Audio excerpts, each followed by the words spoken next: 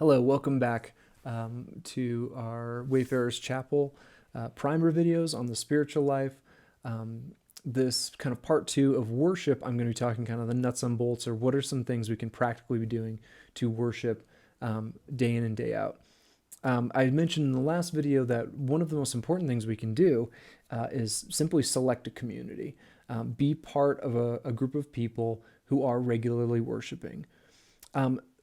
Our communal worship is almost always going to be a composite of kind of the relationships we have with people. So worship is something that you can participate in. It's something that can be very formal and very rich in its meaning and its texture and the language being used, the professionalism of the music. It can be something very simple.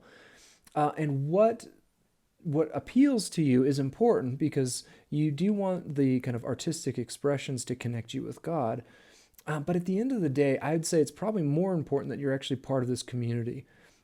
If you have a strong connection, if you have a lot of life on life going on with the people around you, when you get together, your time of worship, whether you get to be in charge of it or not, whether you get much say in what's being said from the front, isn't really going to matter quite as much because you know the people around you and they know you and you trust one another and your lives are practicing worship. And so in a lot of ways, this gathering becomes kind of a concentration of the rest of your life. It's a moment that smashes the rest of your life together into worship.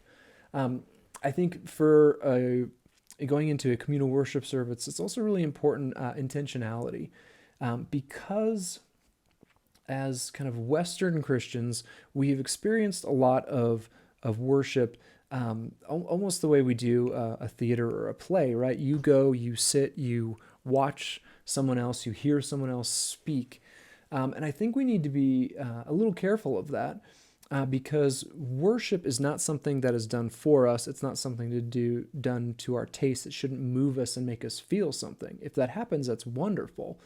But the point is actually, again, to bow before God, to submit to God, to recognize who He is. It doesn't have a lot to do with our kind of emotional needs, our emotional needs being met. And so I think you can walk into a place like this and enjoy the show and totally turn your brain off, totally turn your soul off, not connect with God through it. You can go in and have a wonderful time emotionally. But the attitude you go in, is the expectation needs to be, am I going to meet with God in this time? Am I going to submit to God and learn new things? Is He going to bring things up that disturb me? Is He going to bring things up that encourage me? It doesn't really matter. Am I willing to hear from Him and am I willing to submit? Good or bad, whatever's there. And so that attitude going into a communal worship service, I think, is really important.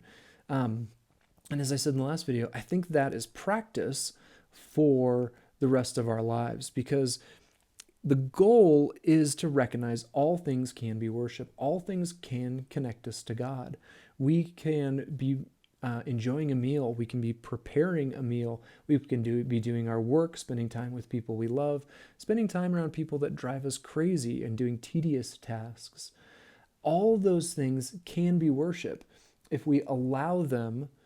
If we have the discipline and the intentionality to allow them to aim us at God, we can look around us and recognize God is everywhere and in everything if we are willing to find Him in them. And so worship, it's a little hard, again, even to get into the nuts and bolts of what this is, because it can be almost anything. The question for us to go through is, okay, what are the things that are going on in my life? What are my routines of work? What are my routines of play and enjoyment? And what does it look like to recognize God in those things, to use those things that are in His service, those things as worship? So if you look at some of the questions we've got here, will help you reflect a little bit on what that could be. But I think this one, maybe more so than any other of the practices we're going to look at, can go a lot of different ways. The question is, are you intentionally using the things that are there daily to connect you with God?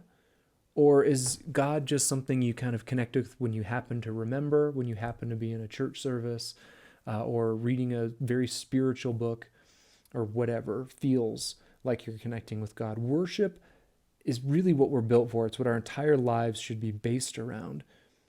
And so those communal worship services concentrate what we're doing day in and day out. And I think that's going to be true of all these other practices as well.